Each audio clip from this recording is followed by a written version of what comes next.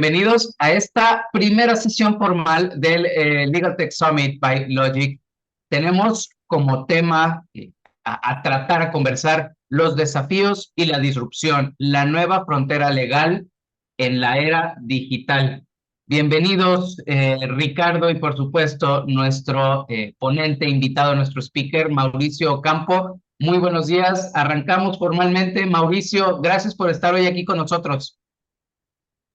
Muchas gracias a ustedes por la invitación y de verdad felicidades por este evento que vamos a arrancar y que trae muchas sorpresas y mucha información muy interesante. Gracias por la invitación. Mauricio, cuéntanos un poquito de ti, cuéntanos quién es Mauricio Campo, qué haces, sabemos que eres súper activo. La intención de este primer día completo es justamente honrar a líderes como tú que han estado pujantes en este tema de Legal Tech, en este tema de la innovación legal, y sabemos que tú eres un gran ejemplo de eso. Estás en frente de Legal Hackers, tienes tu proyecto que se llama Technolaw Advisors. Está haciendo muchísimas cosas. Cuéntanos un poco quién eres Mauricio, para quienes no te conozcan, y un poco de lo que estás haciendo y haces a través de estas iniciativas.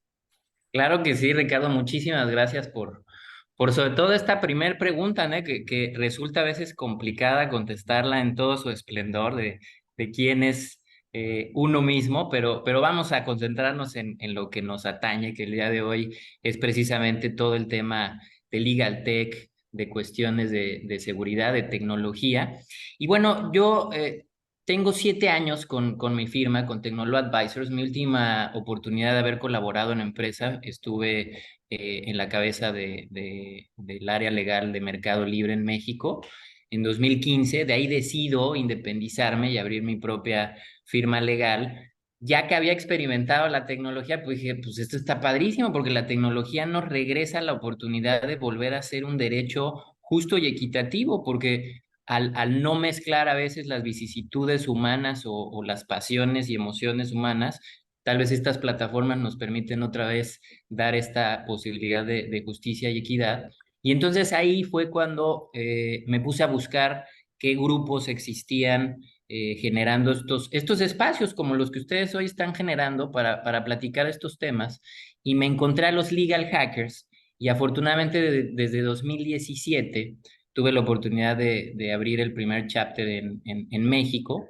Hoy ya somos más de 8 chapters y tengo la oportunidad de ser miembro del Board of Operational Board de los Legal Hackers, en donde precisamente es lo que buscamos, esa expansión. Es un movimiento que sobre todo apoya a otros movimientos. Entonces, por parte de Legal Hackers, eso es lo que estamos haciendo. Y que, por cierto, el 26 de octubre tenemos un muy buen evento de inteligencia artificial. Más adelante les daré más detalles. Entonces, en cuanto a Legal Hackers, eso es lo que estamos haciendo, culturizando al sector legal. Y por parte de Technolaw Advisors, ahorita estamos dedicados sobre todo a negocios de finanzas descentralizadas o entidades financieras descentralizadas. Estuvimos muy metidos y seguimos en algunos asuntos en el tema fintech. Sin embargo, para nosotros fintech y criptomonedas y blockchain es la combinación perfecta. Entonces, por eso es que desde hace 2 años decidimos concentrarnos en estas finanzas descentralizadas o entidades financieras descentralizadas, cuya operación es blockchain principalmente. Entonces, desde Technolaw Advisor estamos viendo asuntos desde exchanges, tokenización, DeFi, identidades digitales, que precisamente se manejan con tokens, con criptos y con toda esta infraestructura de descentralización. Y por último, también hace poco inauguramos una tokenizadora, hablando precisamente de tokenización, cuyo foco principal es precisamente las empresas o proyectos que buscan fondearse a través de la tokenización. Entonces, esos tres profesionalmente y bueno, y dando clases en diferentes universidades y charlas como las que luego me hacen favor de invitarme, como en esta ocasión. Entonces, en términos generales, este es Mauricio Ocampo en el presente. Esperemos irle sumando un poco más con el tiempo. Bienvenido, Mauricio. Recuerden que, y para ti, Mauricio, también, estas sesiones son 3 preguntas largas, 2 preguntas cortas, por lo cual las primeras preguntas pueden tener un poquito más de amplitud, y las preguntas cortas, bueno, evidentemente, están un poquito más focalizadas. Y con esto, pues, arrancamos. Mauricio, si estás de acuerdo, vamos ahí. Y bueno, adelante, Roberto.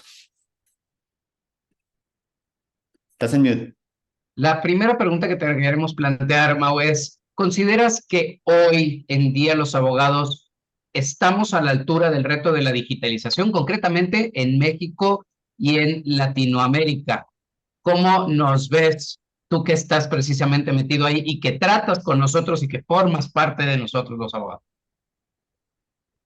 Sí, la verdad es que es una pregunta un poco compleja de contestar sí o no. Más bien me gustaría dar un poco el contexto de qué se estará a la altura, ¿no? Del reto de la digitalización y tal vez ya podemos aterrizar luego a México y Latinoamérica. Y a ver, algo muy importante que nos está ahorita permitiendo la tecnología. La tecnología nos está prestando el juego y el escenario para replantear y hackear los sistemas de aprendizaje. Y cuando digo hackear, no nos vayamos por el término negativo de hackear maliciosamente un sistema para extraer información o plantar algún virus, sino hackeo en cuanto a reconfiguración de un sistema. Yo cuando veo un sistema que ya no está funcionando, la opción es hackearlo, es abrirlo, entenderlo y cambiar las piezas que de alguna manera hay que modernizar. En el caso de los sistemas legales, como saben, la realidad está de un lado y la regulación del otro, y a veces están muy lejanas una de la otra, y eso nos ha pasado toda la vida, los abogados. Pero ahora con la tecnología las brechas se pueden ampliar todavía más. Entonces, de alguna forma, lo que se busca ahora y lo que estamos precisamente tratando de hacer como abogados que están introducidos en estos temas de tecnología es precisamente crear estos puentes entre la realidad y la regulación. Pero para entonces yo poder ser capaz de crear estos puentes, uno, tengo que entender la realidad de la manera más objetiva posible, es decir, de las mayores perspectivas posibles, para entonces yo hacerme un criterio, que a veces también los abogados tendemos a hacer como criterios muy subjetivos y no nos salimos de nuestras cajas. Pero aquí lo que estamos ya con esta era de la digitalización, la tecnología, es formar estos criterios multidisciplinarios para precisamente flexibilizarnos y crear estas soluciones que nos permitan crear el derecho, porque ahora, y creo que también lo hemos estado haciendo en diferentes escenarios a lo largo de la historia, pero hoy más que nunca los abogados que estamos dedicados a tecnología estamos realmente creando derecho cada que estamos poniendo soluciones sobre la mesa para todos los negocios tecnológicos que nos están llegando. Hay nuevas disciplinas que ahora con el tema de tecnología nos han obligado a poner atención, como precisamente la privacidad y protección de datos, el derecho a Internet, el derecho de las nuevas tecnologías, que creo que ese término ya suena un poco antiguo, ¿no? El derecho a las nuevas tecnologías. Pues, ¿qué nuevas tecnologías? Porque prácticamente ya no son tan nuevas, ya las estamos usando. Y si ya hay derechos sobre estas nuevas tecnologías, insisto, ya no son tan nuevas, ya son presentes, tan es así que por eso se están regulando. Entonces, eh, hay algo muy importante que los abogados que nos estamos dedicando o que nos queremos dedicar a estas cuestiones digitales y en general, no importa la rama, ahora que está llegando la ola digital, que se está convirtiendo en base, no en una especialidad. Ahora el abogado digital ya no es que sea tan especialista en cuestiones electrónicas, sino ya independientemente de la rama a la que estés dedicado, ya estamos teniendo precisamente la necesidad de introducirnos estas herramientas y estos sistemas tecnológicos. Entonces, ¿cuándo va a estar el abogado a la altura o cuándo va a estar preparado? Precisamente cuando esté abierto al pensamiento flexible y estar dispuesto incluso a derrumbar pilares sobre los cuales aprendimos el derecho. Hay muchos temas que hoy en día precisamente ya están desactualizados y obsoletos de frente a estas herramientas y a estos proyectos tecnológicos que prácticamente nos están permitiendo crear incluso nuevas figuras jurídicas. Entonces, ¿qué pasa con el abogado que de alguna forma responde de forma automatizada o codificada? Es decir, el abogado que es codiguero y que no permite esa flexibilidad de pensamiento que salga más allá de la ley. Ojo, No estoy diciendo irnos a lo ilegal ni a lo no permitido. Cuando digo irnos más allá de lo que establece la ley, es con esta intención de ser disruptivo, de ir más allá de lo establecido, no de irnos a cuestiones negativas ni ilegales. Entonces, cuando yo estoy concentrado, insisto, en lo que está legislado, en el código, y solo estoy ahí con esa atención, lo que hago es que precisamente voy a frenar y no voy a permitir que muchos de los proyectos tecnológicos que están migrando, por ejemplo, a México y a Latinoamérica, va a ser difícil que encuentren precisamente un lugar en donde seguir explotando. Entonces, ¿qué sucede a nivel México y Latinoamérica? Me atrevería a decir que en términos generales, a nivel Latinoamérica, sí el abogado tiene herramientas suficientes, tiene bases necesarias y tiene regulación también correspondiente a los proyectos que se están dando. Sin embargo, si hay otros tantos que por la regulación tan estricta que hay en México, hablando en específico en México, no se está encontrando un lugar para precisamente emprender negocios tecnológicos.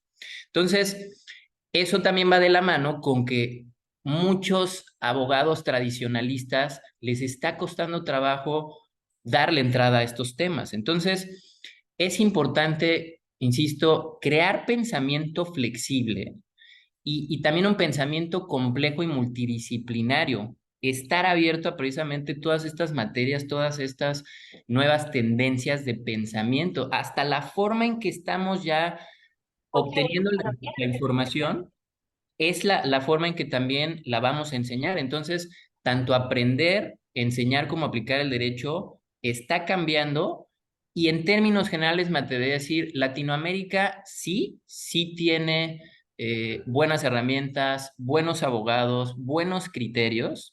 Podemos hacer mucho más, pero la regulación a veces nos restringe. Y a nivel México, creo que sí nos falta bastante punch y más plataformas y más espacios como estos, porque sí al abogado tradicional creo que le está costando trabajo o se está resistiendo mucho a adquirir estos conocimientos. Entonces, Muchísimas gracias, Mau. Y así es. fíjate que hay una muy buena participación, me encanta porque va de la mano con esta segunda o segundas preguntas que te queremos plantear. La pandemia dejó muy en claro que la tecnología era necesaria, pero justamente también dejó ver estos dos tipos de abogados, si es que lo queremos sobresimplificar, los que tuvieron que subirse a el Zoom, las nuevas tecnologías, las audiencias a través de Internet y utilizar los portales con la firma electrónica y los que prefirieron esperar a que pasara la pandemia y regresar a la oficialidad de partes, papel y demás. ¿Qué podríamos entender por abogado disruptivo? Porque al final cuando nos alcanza la tecnología nos alcanza a todos y hoy que quiere presentar una marca a fuerzas utiliza un portal, quiera o no quiera, sepa o tenga que aprender. ¿Y cuáles son esas características del abogado disruptivo o que el abogado disruptivo debe de tener para considerarlo como tal? Sí, es importante primero entender a qué nos referimos con disruptivo, ¿no? Sí, Eh, A ver, si de alguna manera podemos tomar esta definición que a mí me gustó, leí un post hace unos días de Cristina Ruiz, en donde precisamente, una abogada española, que precisamente hacía un post en este sentido, ¿no? De los abogados disruptivos. Y menciona que la disrupción no significa adaptarse al cambio, sino que significa la capacidad de provocar el cambio y de cambiar sustancialmente lo ya existente. Entonces, de esto que estamos platicando, hubo o está habiendo muchos abogados que se están adaptando al cambio y pocos que, no obstante el cambio, están planteando más cambios sobre el mismo cambio. El ser disruptivo significa sobresalir de lo que tú tienes planteado, significa incluso volverte vulnerable. A ver, cuando tú eres disruptivo y vas a perseguir los intereses que tu disrupción te está permitiendo, eso también te genera una vulnerabilidad y una fortaleza al mismo tiempo, porque por un lado, al tú poner tus intereses, tú al mundo le pones tu pensar y tu sentir. lo cual, insisto, se puede convertir en una vulnerabilidad, pero al mismo tiempo te da una fortaleza de conocimiento de alguna manera, de autogobernanza. Entonces, el abogado disruptivo va a ser, insisto, este abogado que de alguna forma hace o realiza una tarea o un proceso y que marca la diferencia de tal forma y que lo hace bien, pero lo hace, insisto, tan bien que entonces cambia la tendencia de cómo se ha estado haciendo hasta ese momento. Tiene que tener una capacidad o facilidad de explorar otras legislaciones, el abogado disruptivo. No nos podemos quedar precisamente con una legislación local o con normativas locales o solo de ciertos temas. Eh, hay, hay características y estos elementos de mentalidad innovadora, conocimiento tecnológico, pensamiento estratégico, agilidad y adaptabilidad. Todas estas, yo más bien me atrevería a decir que son características que hoy ya deberían de estar en los despachos legales, en los equipos legales y en las empresas. Porque estas, insisto, son características de áreas legales que ya estén al día o preparadas para aceptar toda la realidad que se va a plantear. Entonces, insisto, el abogado disruptivo va a ser entonces este abogado que de alguna manera lo hace diferente, busca el cambio, no solo se adapta al cambio, sino genera ese cambio y se va a ayudar de todos estos elementos y de todas estas características, como decíamos, como legal design, automatización de tareas, enfoque en el cliente, que ojo, yo puedo ser un abogado disruptivo, pero tal vez estas características van a necesitar equipo para que me ayuden a complementarlas, ya sea despacho o empresa. Entonces, estas son características que sí por default debería tener un abogado disruptivo, pero no necesariamente la disrupción significa estas características, ¿vale? Perfecto, muchísimas gracias. Y bueno, porque queremos saberlo, ¿cuál es o cuáles son nuestras áreas de oportunidad? ¿Cuál sería tu mayor crítica al gremio? Eh, y por favor, ¿hacia dónde crees o ves o enfocarías precisamente la recomendación? ¿Hacia dónde crecer si queremos caminar hacia esa disrupción? Y consideramos que no lo somos, porque claramente tú lo eres. Sí, es una pregunta interesante porque tiene uno que hacer ese estudio o ese análisis hacia uno mismo, ¿no? De qué es lo que también a mí como abogado me impide ser mejor abogado, ¿no? En pocas palabras. Y hay ciertas características que sí nos han estado alrededor de nuestra profesión por muchos años y que lamentablemente siguen estando ahí y que tal vez ahora que estamos frente a la tecnología tengamos esta oportunidad de irlo modificando poco a poco. Y entre ellas, por ejemplo, entre abogados y hasta en comentarios se va denotando cómo hay una discriminación o favoritismo dentro de determinados gremios o grupos de abogados, ¿no? Nosotros somos del grupo de esta institución o de este ente. Entonces, si tú no eres parte de este, pues entonces no te hacemos caso. O nosotros somos abogados penalistas, o nosotros somos abogados internacionalistas, etcétera.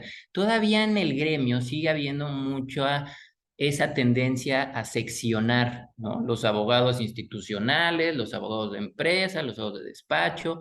Entonces, ese sí es un punto importante que hay que seguir trabajando para precisamente permitir que más bien nos enriquezcamos, lejos de excluirnos, y esa exclusión no nos permite conocer más y dar mejores resultados. Hay una competencia también, lamentablemente, todavía entre el abogado que se da en a ver quién sabe más. Y eso a mí me toca y seguro a muchos colegas les ha tocado que a veces se da en reuniones incluso frente al cliente, en donde es el ego de querer demostrar quién sabe más. Y estamos, creo que ya en un momento, y la tecnología y la descentralización nos lo están permitiendo, en donde ya lejos de imponer y demostrar quién sabe más, ¿por qué no mejor nos juntamos, conectamos, unimos y solucionamos? Otra característica y que va precisamente de la mano y que lo decíamos en la primera pregunta, esta poca flexibilidad hacia otras profesiones. El clásico de tú no eres abogado, entonces tú no sabes de esto.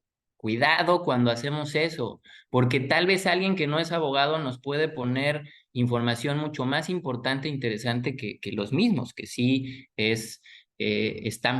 son parte de este rubro. También hay una una generación de leyes exagerada y muchas veces sin bases expertas. A veces tratamos de sacar leyes, de sacar legislación. Incluso el doctor Alfredo Reyes Kraft habla de esta diarrea legislativa en donde ya hay leyes por todos lados o normatividad por todos lados, a veces ya no sabemos ni cómo conectarla y en su mayoría a veces carecen de estas bases expertas. Entonces, ese es otra área donde tenemos que poner atención. Y por último, como característica o como esta área de oportunidad que debemos de atender, muchas veces el abogado no da resultados y aún así quiere cobrar por ese trabajo que se entregó. Es decir, a veces me ha tocado ver abogados pues es que así es como me lo planteaste y como así lo entendí y así está planteado, pues esta es la solución. Oye, no, pero yo me refería no, pues es que entonces es eso otro tema, eso va a ser parte de otra consulta. Ojo, si hay que distinguir entre a veces que el cliente sí busca más de lo que paga, pero ahorita estamos viendo del otro lado, más bien cuando el abogado sabe que no solucionó con la respuesta que puso sobre la mesa y aún así dice, y me pagas, y este es el asunto. Entonces, esos son los puntos que principalmente pondría sobre la mesa para poner atención. Muchísimas gracias. Nos das una visión interesante porque es de autocrítica, es de voltear a ver a nuestro gremio y voltear a vernos nosotros para ver en dónde de estos, ahora sí que clasificaciones que comentaste, caemos o estamos colocados. Mauricio, hay algo innegable, México y Latinoamérica, pero hablemos de México, es donde estamos, donde nos movemos, donde en este momento el grueso incluso de los asistentes en algún lugar de la República están, y tiene que ver con la posibilidad o imposibilidad de acceder a estas tecnologías. Están, existen, las utilizamos muy principalmente donde hay internet dedicado, pero hay abogados que con todo lo disruptivo que quieran ser, no tienen el acceso quizá a internet y entonces hasta presentar una demanda en línea puede tomarles una hora, hora y media, etcétera, etcétera. Conectemos con la pregunta que tenemos en pantalla. ¿Qué grupos, qué instituciones, qué entidades conoces que apoyan esta transformación, por un lado, la adopción digital de los abogados, por otro lado, y me atrevo a decir la generalización, la universalización del acceso a estas tecnologías para poder hacer el derecho más ágil, más confiable y mejor para los clientes y para los abogados? Déjame retomar un poco ese primer comentario con el que iniciaste, Roberto, porque es muy interesante, ¿no? Cómo de alguna manera la naturaleza tecnológica muchas veces cuarta esta evolución del abogado. Como dices, nosotros estamos acostumbrados a tener internet y al tener internet tenemos un acceso impresionante a mucha información, pero ¿qué pasa con abogados que están en otras jurisdicciones, en otras partes del mundo, que ni siquiera están teniendo ese derecho que hoy ya se considera un derecho humano básico, ¿no? El derecho a Internet. Entonces, sin eso me gustaría dejarlo como un punto importante en el cual estas instituciones que ahorita vamos a mencionar, solo de manera enunciativa, más no limitativa, eh, es donde tenemos que poner atención precisamente en todos estos grupos marginados, en donde precisamente no hay internet, no hay esta capacitación, pero sí hay una gran necesidad de esta tecnología. La necesidad, por ejemplo, de servicios financieros en pequeñas comunidades es absoluta. Sin embargo, como bien dices, a veces no tienen ni siquiera, a veces hasta tienen problemas de luz, ya no hablamos de internet, de luz. Entonces, tenemos una brecha muy interesante que en vez de seguirnos peleando que si tú sabes más, que si mi tecnología y eso, tenemos un campo tan interesante para poder actuar. Incluso muchas veces también como abogados vamos siempre por los clientes más grandes, los que más nos dejen, los que nos van a aumentar la cartera, los que nos van a hacer grandes despachos, cuando precisamente la necesidad está en otros rubros, en donde sí se requieren los servicios legales de manera más urgente, y que si hablamos de negocio, tal vez ahí se pueda generar un negocio mucho mayor, porque no hay que olvidar, un negocio se convierte en redituable, o al menos redituable a largo plazo, cuando tú planteas soluciones a la sociedad, cuando tú le facilitas a la sociedad como abogado la vida. En pocas palabras, porque todo lo que hacemos pues, es ley, ¿no? Y es derecho. Cuando tú empiezas a crear de manera disruptiva o de manera precisamente creativa estas soluciones, empiezas a generar soluciones y eso es lo que te lleva a tener un buen negocio. Entonces, ahorita que estamos mencionando a estas instituciones, a estos entes, creo que es buen momento de concentrarnos también hacia allá, no solamente en seguir la formación o la capacitación de los que ya estamos ahí, sino de los que precisamente no están ahí, que este evento para ellos puede ser inimaginable. Entonces, este comentario, de verdad lo agradezco porque me da para hacer este llamado, ¿no? Que los que estamos aquí en el Ajo y queriendo culturizar y queriendo llevar conocimiento a otras partes, pongamos, insisto, ahí nuestro foco.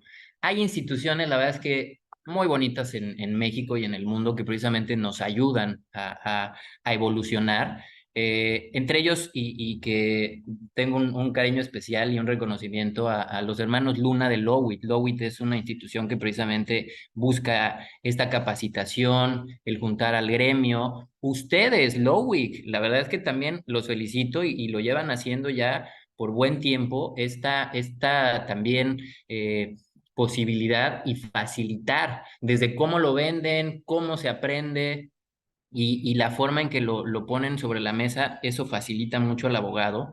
Tenemos también el abogado disruptivo que lo lleva Janet Huerta a través de Foro Jurídico. Esa también es un ente que precisamente tiene esa finalidad, ¿no? Juntarnos a los abogados, aprender, y no siempre los cursos van a costar. Hay muchos nada más de estos tres que les he mencionado, que están en YouTube, que están abiertos, y es cosa de quererse sentar con una libreta al lado o con el iPad abierto y empezar a tomar nota. Tenemos también la AMCID, la Academia Mexicana de Ciberseguridad y Derechos Digitales, precisamente en donde ahí tecnología y ética convergen y están haciendo cosas muy interesantes en la AMCID. Y ya si nos vamos al rubro internacional, tenemos a los Global Legal Tech Hub, a International Legal Technology Association y a los legal hackers, que al principio los mencioné y me gustaría dar un poco más de contexto de los legal hackers. Los legal hackers, al igual que International Legal Technology y Global Legal Tech Hub, son entes internacionales, pero con participación en todo el mundo. Legal Hackers surgió en 2012. Se juntan unos abogados en Nueva York y dicen, oye, ya vienen temas de blockchain, de criptomonedas, de inteligencia artificial. Esto en 2012, no tiene mucho, sin embargo, de frente a la tecnología sí es mucho.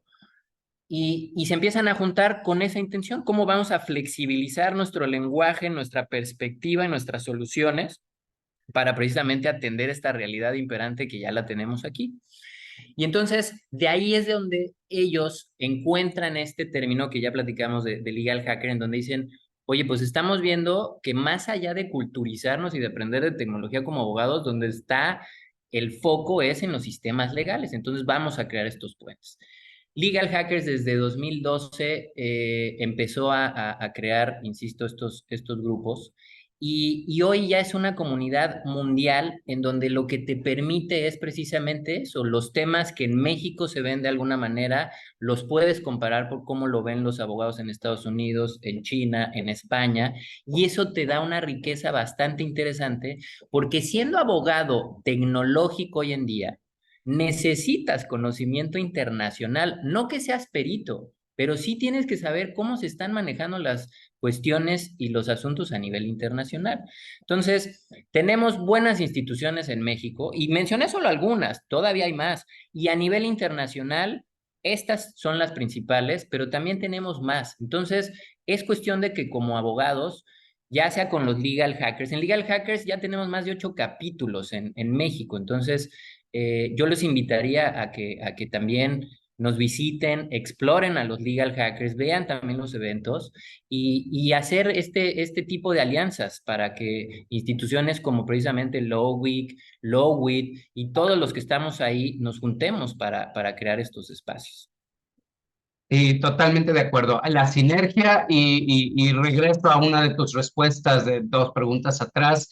Estos, el gremio es el gremio, pero los grupos es distinto y la segmentación que históricamente ha existido de algún modo debería llevarnos a esta integración que la tecnología también favorece. Ahora, Mau, por ahí hubo una pregunta desde el inicio, si eres, además de abogado, programador o qué tipo de formación tienes. Y la uno con lo que tenemos en pantalla, qué tipo de formación adicional, primer paso, por supuesto, este tipo de conferencias, foros y demás, pero específicamente, sistemáticamente decimos, ¿qué tipo de formación recomiendas para que un abogado pueda mantenerse al día, incluso pueda volverse disruptivo? En lo personal, yo aparte de derecho y tecnología, hace unos años empecé la carrera de psicología y resulta que yo estoy impresionado porque sabemos que el abogado en muchas de nuestras funciones, pues somos psicólogos personales de los negocios y de los proyectos. Nos metemos a tal grado en la psique de las personas y en los negocios que eso es lo que de alguna manera generamos una especie de psicólogos de los asuntos, de las empresas y de las personas. Entonces, en lo personal, a mí me ha ayudado mucho porque entender cómo nos funciona precisamente este proceso de pensamiento es muy importante porque eso también nos hace más humanos como abogados. Es bien importante que a ver, el derecho de alguna manera tiene esa descendencia de ser una materia humanista, tiene mucha parte de humanismo y social, por lo tanto no podemos perder esa sensibilidad y ese contacto humano que nos tiene que caracterizar. Tenemos que ser firmes, sí, pero al mismo tiempo sensibles y empáticos con los asuntos y las personas, para entonces generar esas soluciones. Ahí es donde veo que si bien es una ventaja de la inteligencia artificial y de las máquinas, también es una virtud bastante humana, porque si bien las emociones muchas veces nos hacen caer en cuestiones pasionales, las emociones también son las que nos permiten aquilatar, sentir, vibrar tanto el ambiente como la persona y posiblemente los riesgos. Entonces, insisto, en lo personal opté por estudiar psicología y de la mano con tecnología, derecho, tecnología y psicología. La verdad es que en lo personal a mí se me hace una trifecta muy buena. No con eso estoy diciendo estudien psicología, digo, de recomendación, claro, pero no que no lo estudien, entonces no van a ser abogados disruptivos para nada, pero sí de alguna manera es una herramienta muy interesante.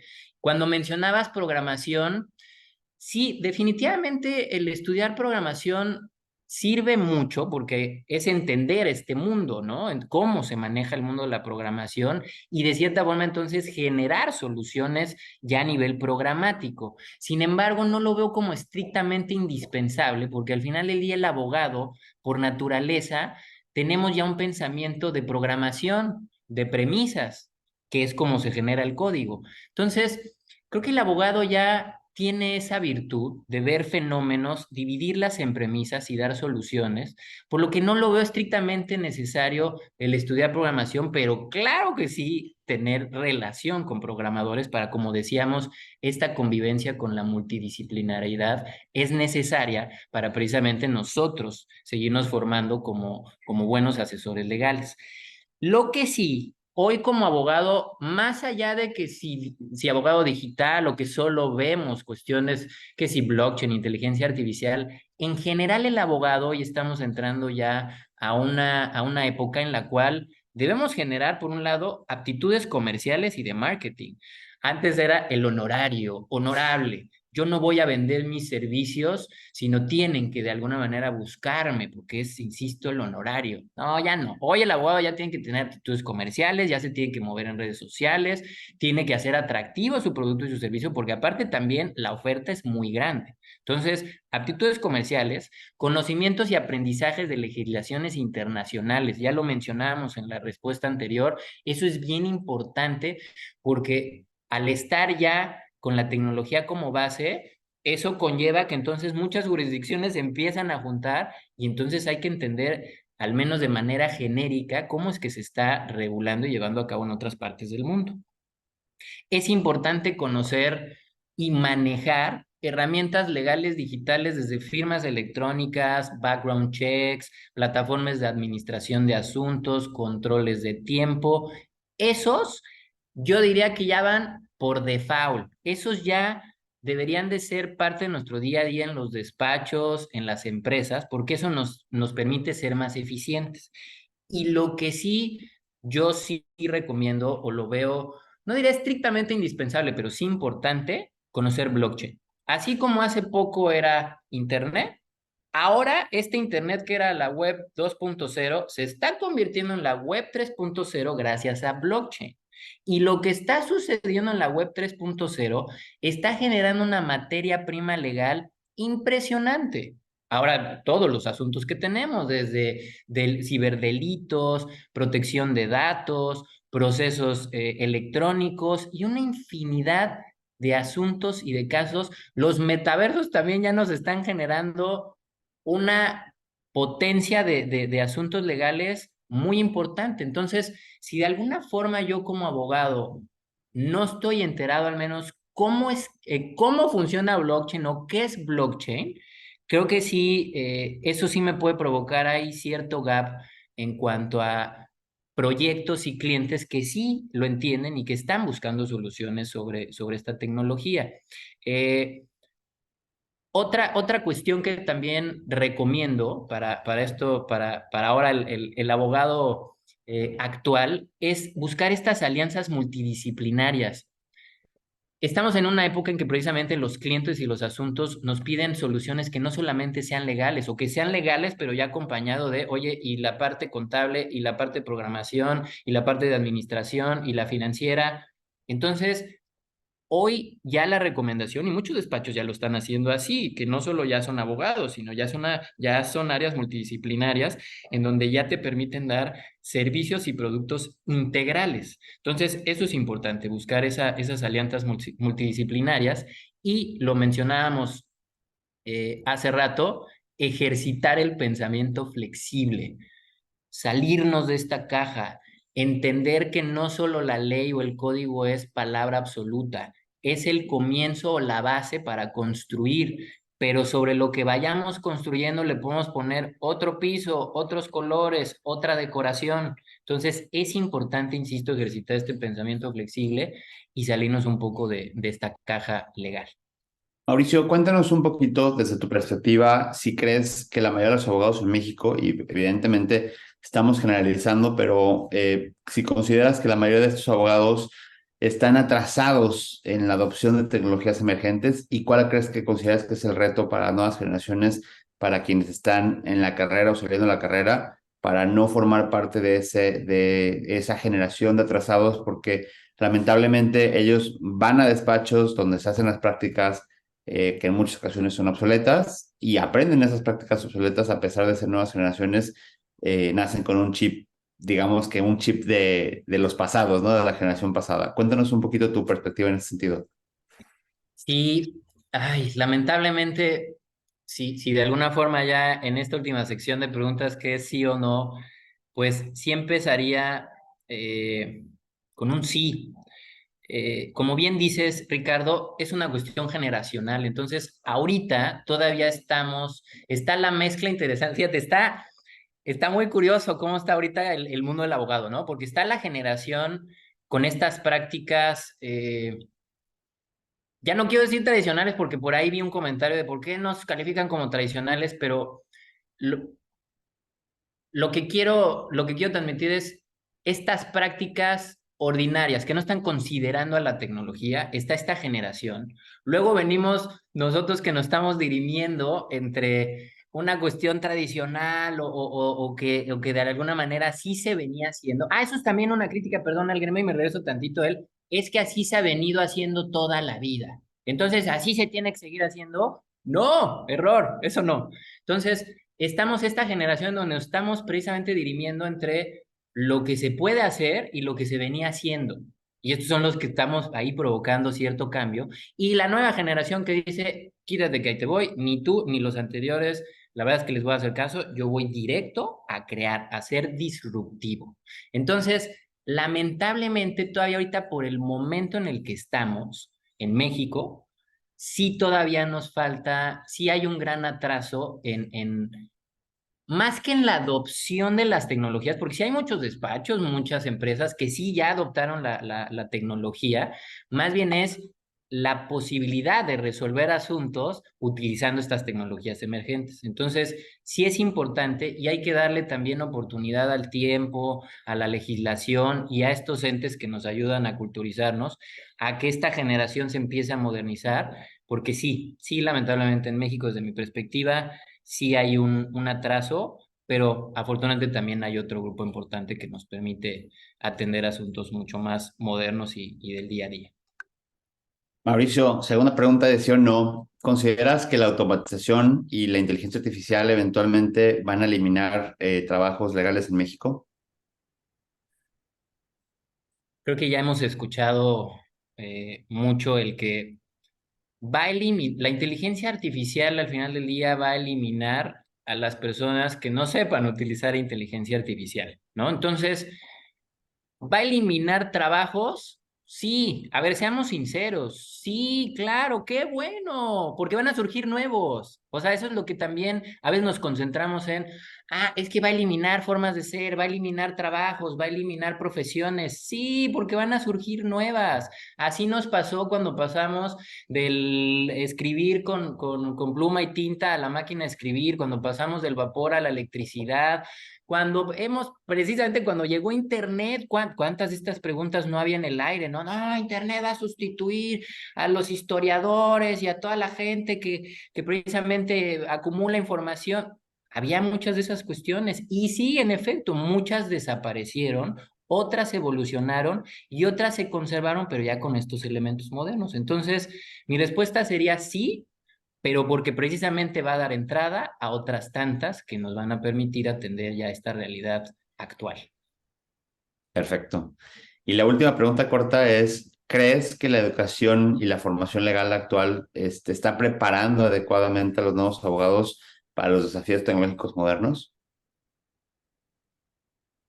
Es importante mezclar la academia que conocemos, ahí sí me atrevo a decir la tradicional, porque la tradicional es estas universidades, escuelas, preparatorias, secundarias, este sistema tradicional que conocemos, con formaciones como la que precisamente ustedes ofrecen, estas formaciones que van un poco más allá de lo que te encuentras en academia. Entonces, si de alguna manera la respuesta es concentrándome en lo que hoy la academia tradicional ofrece, yo diría, vamos a un 50%. Sí hay muy buenas intenciones, cada vez hay más materias de derecho y tecnología en las universidades, pero estamos hablando de que son las universidades elite, top, las que de alguna manera tienen esos recursos para entonces crear estas materias porque el mismo alumnado ya lo está pidiendo, lo está exigiendo. Pero tantito nos vamos a un layer abajo de universidades y no hay esa formación, ni cerca. Seguimos todavía con derecho romano, administrativo, tradicional, civil tradicional, y nos está faltando estas figuras. Entonces, vamos bien, pero sí hace falta poner más atención en todas estas entidades educativas que, insisto, no son las top y que tienen a la mayoría de los abogados estudiando. Entonces, insisto, de importancia poner ahí atención. Mauricio, vamos a tomar algunas preguntas. Roberto ha estado tomando nota de algunas que puedan estar ahí en el chat. Con esto terminamos lo que tiene que ver con tu participación, pero obviamente la interacción es importante. Si hay alguna pregunta que puedan hacer, tenemos todavía algo así como 5 minutos, así que por favor, por ahí No sé, Roberto, si identificas alguna pregunta que Sí, consideres valiosa. claro que sí. La primera es que preguntan dónde te pueden localizar, ya sea para seguirte tu información o contactarte directamente. Sabemos que estás en LinkedIn. No sé si te agrada ese canal o quieres proporcionar algún otro canal, Mauricio. Voy a sonar bien fan de las redes sociales y te voy a decir, me encanta LinkedIn. Yo la verdad es que es la red que más utilizo. Es una red bien interesante y me van a encontrar tal cual como Mauricio Ocampo. Y ahí afortunadamente tengo oportunidad de generar contenido. Hablamos precisamente de temas de tokenización, de identidad digital, de blockchain y también de filosofía. Esta filosofía que luego nos hace falta a los abogados y que nos, como decíamos en la primera pregunta, nos está permitiendo la tecnología replantearnos, ¿no? Como abogados y como humanos. Entonces, estoy en LinkedIn a través de la firma, de mi firma de Tecnolo.mx, Tecnolo Advisors. También nos pueden encontrar en redes sociales, en Facebook, LinkedIn, en Twitter también. En Twitter posteo mucho, también tanto en lo personal. Y a través de Legal Hackers, Mexico City o MX. A través de esos tres canales, Tecnolo, Legal Hackers México y Mauricio Campo. Ahora sí que en sus redes de preferencia ahí nos van a encontrar y con mucho gusto platicamos. Muchísimas gracias, Mauricio. Ahora, específicamente y respecto de la ponencia que tenemos enfrente, porque hay muchas que quieren plantearte respecto de blockchain, pero recuerden que el sábado lo tenemos completamente dedicado a blockchain. Solo por eso no las tomaré con Mauricio.